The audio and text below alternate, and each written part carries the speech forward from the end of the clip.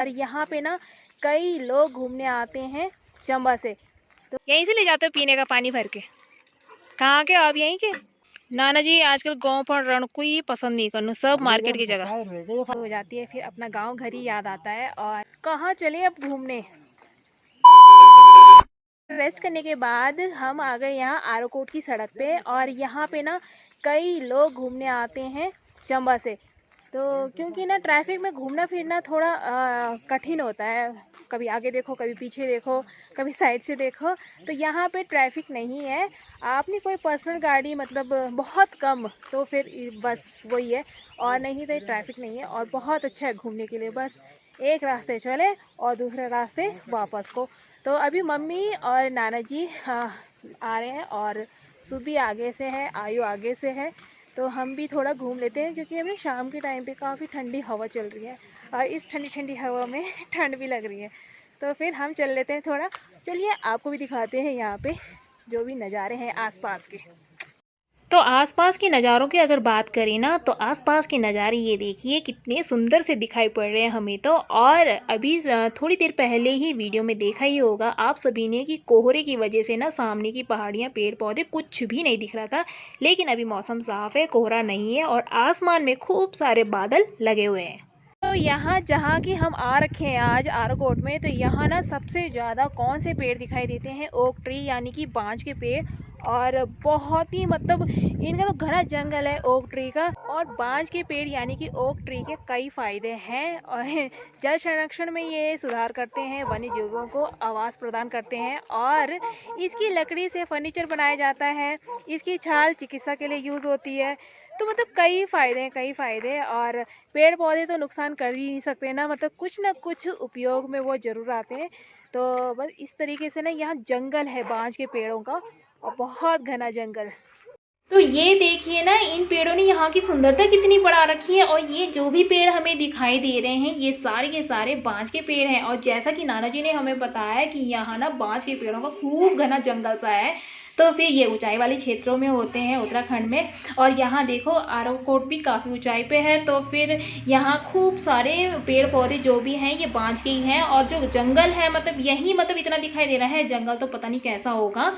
और बांज का पेड़ क्या है, शक्ति और स्थायित्व का प्रतीक माना जाता है। शक्ति तो हो गया कि मजबूत, और स्थायित्व हो गया स्टेबिलिटी यानी कि स्थिरता, तो बिना हिले डुले जो लंबे टाइम पीरियड तक बना रहे एक जैसा, उसी को ही कहेंगे। और मैंने तो इसी तरीके से समझा इसको। तो देखिए पेड़ पौधे के कई फायदे होते हैं, जो कि मैंने। पानी आता है दीदी यहाँ पे?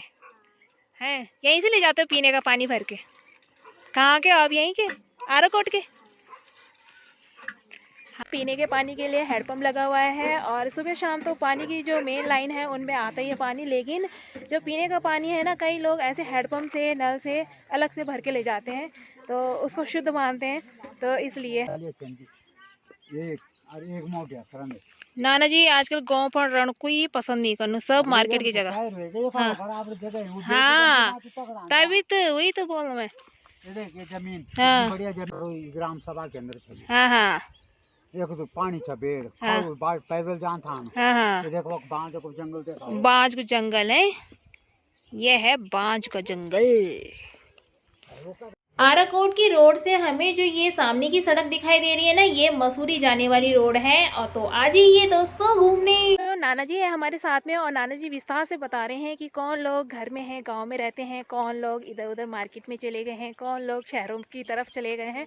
तो वही बोल रहे हैं कि मतलब इतनी अच्छी हवा पानी को छोड़ के जो जा रखे हैं, तो होता ही है ना, ऐसी शुद्ध हवा कहीं नहीं मिलेगी, और ऐसा प्यारा सा मौसम, ऐसा सुकून कहीं नहीं मिलेगा। बाहर शहर चले जाओ चाहे कहीं चले जाओ, वो हम सभी को पता है, लेकिन आने वाला समय क्या है कि वापस हमें इसी तरफ को लाएगा, और ये भी हमें ज्ञात है। तो इसलिए क्यों छोड़ना इस जगह को, और यहीं पे रह के अपना जीवन व्यतीत करेंगे। पेरेंट्स क्या होते हैं कि ना बच्चों की वजह से, बच्चों की पढ़ाई की वजह से इधर उधर निकल ही जाते हैं, लेकिन होता ही है ना, फिर बाद में जब बच्चों की पढ़ाई लिखाई हो जाती है फिर अपना गांव घर ही याद आता है। और नाना जी घर पे रहते हैं, नानी घर पे रहती है, मामा लोग शहर में रहते हैं, तो बोलते हैं उनको आने के लिए, लेकिन नाना जी बिल्कुल नहीं चाहते हैं, नानी तो खैर उन्हें घर ही अच्छा लगता है। तो होता है कि जो बड़े बूढ़े होते हैं ना, उनको अपना घर ही अच्छा लगता है, घर पे रहना अच्छा लगता है और उनको घर की आदत होती है, इधर उधर के माहौल की आदत होती है, उन्हें शहर अच्छा नहीं लगता।